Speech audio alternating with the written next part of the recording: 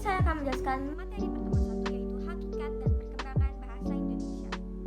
Hakikat bahasa Indonesia. Satu, bahasa Indonesia adalah bahasa resmi nasional yang digunakan di seluruh wilayah Negara Kesatuan Republik Indonesia. Yang kedua, bahasa Indonesia adalah salah satu dari banyaknya varietas bahasa Melayu.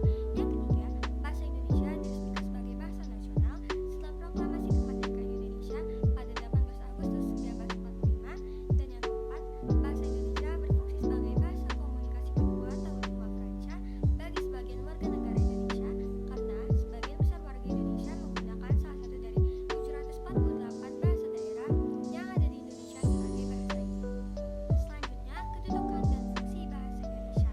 Satu, kedudukan bahasa Indonesia sebagai bahasa nasional memiliki fungsi: yang pertama, lambang kebanggaan kebangsaan; yang kedua, lambang identitas nasional; yang ketiga, alat penghubung antar warga, antar daerah dan antar budaya; dan yang keempat, alat pengembangan kebudayaan, ilmu pengetahuan dan teknologi. Yang kedua, kedudukan bahasa Indonesia sebagai bahasa negara memiliki fungsi di antaranya: yang pertama, bahasa resmi kenegaraan; yang kedua, bahasa pengantar dalam pendidikan; yang ketiga, alat penghubung pada tingkat nasional; dan yang keempat, alat pengembangan kebudayaan, pengetahuan dan ilmu teknologi. Undang-Undang Dasar Negara Republik Indonesia tahun 1945 Bab 15 Pasal 36, bahasa negara ialah bahasa Indonesia. Selanjutnya, penjelasan singkat tentang perkembangan bahasa Indonesia. Yang pertama, sebelum Indonesia merdeka.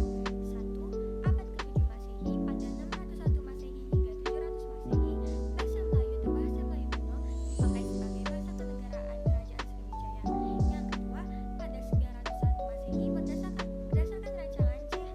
Alvan of Huijsen, ahli bahasa berkebangsaan Belanda, dengan bantuan Engku Nawawi gelar Sultan Makmur dan Muhammad Thaib Sultan Ibrahim.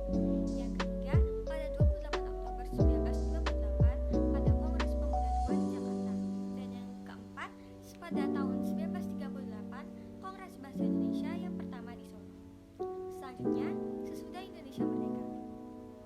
1. Undang-Undang Dasar Negara Republik Indonesia pada tahun 1945 Bab 15 Pasal 36, bahasa negara ialah bahasa Indonesia. Yang kedua, Ejaan Republik atau Ejaan Suwandi pada 19 Maret 1947 oleh Suwandi, Menteri Pengajaran, Pendidikan, dan Kebudayaan dalam surat keputusan tanggal 19 Maret 1947. Yang ketiga, Kongres Bahasa Indonesia kedua yang diprakarsai oleh Menteri Muhammad Yamin yang diselenggarakan di Medan pada tahun 1954.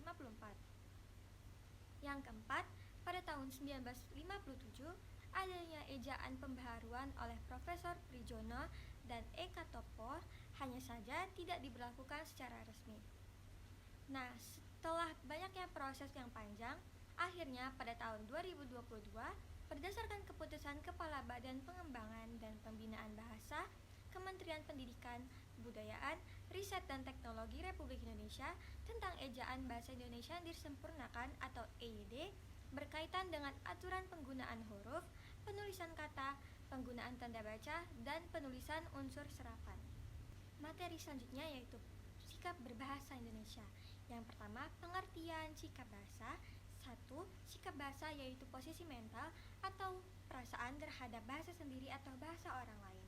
Yang kedua, sikap bahasa atau language attitude adalah peristiwa kejiwaan dan merupakan bagian dari sikap atau attitude pada umumnya. Yang ketiga, sikap bahasa dari seorang pemakai bahasa atau masyarakat bahasa, baik yang dwibahasawan maupun multibahasawan. Yang pertama, ciri sikap bahasa, yaitu kesetiaan bahasa atau language loyalty yang mendorong masyarakat suatu bahasa mempertahankan bahasanya. Dan yang kedua, kebanggaan bahasa atau language pride yang mendorong orang mengembangkan bahasanya dan menggunakannya sebagai lambang identitas dan kesatuan masyarakat. Yang ketiga, kesadaran adanya norma bahasa atau awareness of the norm yang mendorong orang menggunakan bahasanya dengan cermat dan santun, merupakan faktor yang sangat besar pengaruhnya terhadap perbuatan, yaitu kegiatan menggunakan bahasa atau language use. Selanjutnya ada komponen sikap bahasa.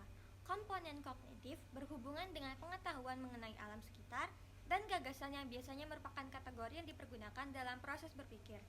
Selanjutnya yang kedua, komponen afektif menyangkut masalah penilaian baik, suka atau tidak suka terhadap sesuatu atau suatu keadaan. Maka orang itu dikatakan memiliki sikap positif. jika sebaliknya disebut memiliki sikap negatif.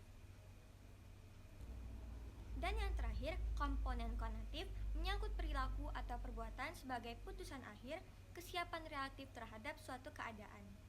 Selanjutnya ada jenis sikap bahasa. Yang pertama, sikap kebahasaan seperti menggunakan EYD, kalimat baku, kalimat efektif, dan aturan paragraf bahasa Indonesia. Yang kedua, sikap non-kebahasaan seperti sikap politik, sikap sosial, sikap estetis, dan sikap keagamaan. Kedua jenis sikap ini dapat menyangkut keyakinan atau kognisi mengenai bahasa. Dan yang terakhir, sikap terhadap bahasa Indonesia adalah anggapan atau pandangan seseorang terhadap bahasa Indonesia. Apakah senang atau tidak terhadap bahasa tersebut, sehingga sikap bahasa tersebut berpengaruh terhadap pemilihan bahasa. Sikap bahasa tersebut terbagi menjadi dua, yaitu sikap positif seperti selalu berhati-hati menggunakan bahasa tersebut, tidak merasa senang melihat orang lain memakai bahasanya secara serampangan. Yang kedua, sikap negatif, seperti bangga memperlihatkan kemahirannya berbahasa Inggris meskipun penguasaan bahasa Indonesianya masih kurang. Selanjutnya, pada pertemuan ketiga membahas tentang teks dalam kehidupan akademik untuk penanaman nilai dan hakikat bahasa Indonesia sebagai penghala ilmu pengetahuan. Yang pertama ada bentuk tulisan secara umum, seperti prosa, yaitu ada prosa fiksi, seperti novel, cerpen, dongeng, serta legenda. Ada juga prosa non-fiksi, seperti hasil kajian pustaka, yaitu makalah, artikel ilmiah populer, berita, serta biografi. Selanjutnya ada hasil dari proses penelitian, seperti skripsi, disertasi, dan tesis. Selanjutnya ada puisi, yang terbagi menjadi puisi lama, seperti mantra, pantun, karmina, serta seloka. Selanjutnya ada puisi baru, seperti balada, himna, ode, epigram, romansa, elegi, dan satire. Dan selanjutnya ada drama, seperti drama tragedi dan drama komedi. Yang mengkaji suatu permasalahan yang dilakukan melalui proses penelitian atau proses kajian pustaka dengan menggunakan metode ilmiah atau saintifik yang dapat diterima dan digunakan dalam lingkungan akademik. Seperti bentuk tulisan ilmiah, yaitu hasil kajian pustaka, yaitu buku teks, buku ajar, buku modul, serta buku panduan praktikum. Selanjutnya, yang kedua ada hasil dari proses penelitian seperti laporan penelitian, artikel jurnal, buku referensi, serta monograf. Selanjutnya, sistematika tulisan ilmiah. Yang pertama ada hasil kajian pustaka seperti halaman judul, abstrak, kata pengantar, daftar isi, pendahuluan, landasan teori, metode penulisan, pembahasan, simpulan dan saran, serta daftar pustaka. Selanjutnya yang kedua ada hasil dari proses penelitian seperti halaman judul, abstrak, kata pengantar, daftar isi, pendahuluan, landasan teori, metode penelitian, hasil penelitian dan pembahasan, simpulan dan saran, serta daftar pustaka. Pada pertemuan keempat membahas tentang menjelajahi dunia pustaka dari berbagai sumber referensi digital seperti ePusnas, Crossref, PDF Drive, serta Mendeley. Di sini jenis-jenis Mendeley yang pertama ada Mendeley Desktop yang dapat diinstal pada desktop seperti Windows, dan yang kedua, file PDF pada Mendeley Desktop berada di lokasi hard disk masing-masing pengguna sehingga bekerja secara offline. Yang ketiga, membuat citasi dan daftar pustaka atau bibliografi. Yang kedua ada Mendeley Web. Platform Mendeley ini berbasis web server. Yang kedua, Mendeley Web bisa mengedit profil, mengelola referensi yang telah kita koleksi dan membaginya dengan kolega melalui Mendeley Group. Yang ketiga, mengetahui informasi statistik, misalnya popularitas suatu referensi.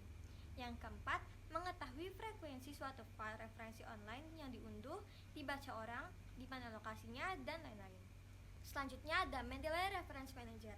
Mendeley ini telah dirilis sejak tahun 2019 dan kebutuhan koneksi internetnya sejak login dan fasilitas mirip dengan Mendeley Web.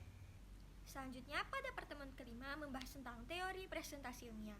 Pada pertemuan kali ini menjelaskan tentang teori-teori dasar yang mendasari presentasi ilmiah. Ini termasuk struktur dasar dari presentasi ilmiah, tujuan-tujuan presentasi, serta keterampilan yang diperlukan untuk menyampaikan informasi secara efektif kepada audiens ilmiah. Selanjutnya pada pertemuan 6-7 menjelaskan tentang mendesain proposal kegiatan. Pada pertemuan kali ini berkaitan dengan proses merancang proposal untuk kegiatan atau proyek tertentu. Ini mencakup tentang langkah-langkah dalam menyusun proposal, mulai dari identifikasi kebutuhan, penetapan tujuan, serta perancangan metodologi hingga perancangan evaluasi. Fokus utamanya adalah memastikan bahwa proposal tersebut jelas, terstruktur, dan memiliki potensi untuk mencapai hasil yang diinginkan. Selanjutnya, pada pertemuan ke-9 menjelaskan tentang melaporkan dan mempresentasikan hasil kegiatan. Pada pertemuan kali ini, berfokus pada cara-cara efektif untuk melaporkan dan mempresentasikan hasil dari suatu kegiatan, mencakup tentang langkah-langkah dalam menyusun laporan, mulai dari pendahuluan, metode, hasil, hingga kesimpulan. Pada pertemuan kali ini, teknik presentasi juga dibahas, termasuk penggunaan visualisasi data dan alat bantu lainnya untuk menyampaikan informasi secara jelas dan menarik. Selanjutnya, pada pertemuan ke-10 hingga pertemuan 11, membahas tentang mendesain proposal penelitian. Pada pertemuan kali ini menjelaskan proses perancangan proposal penelitian, termasuk identifikasi masalah penelitian, penetapan tujuan, pemilihan metode, hingga perancangan metodologi. Fokus utamanya pada pertemuan kali ini adalah memastikan bahwa proposal tersebut dirancang dengan baik sehingga dapat diterima oleh lembaga atau pihak yang berwenang. Selanjutnya, pada pertemuan 12 hingga pertemuan 13 membahas tentang melaporkan dan mempresentasikan hasil dari penelitian.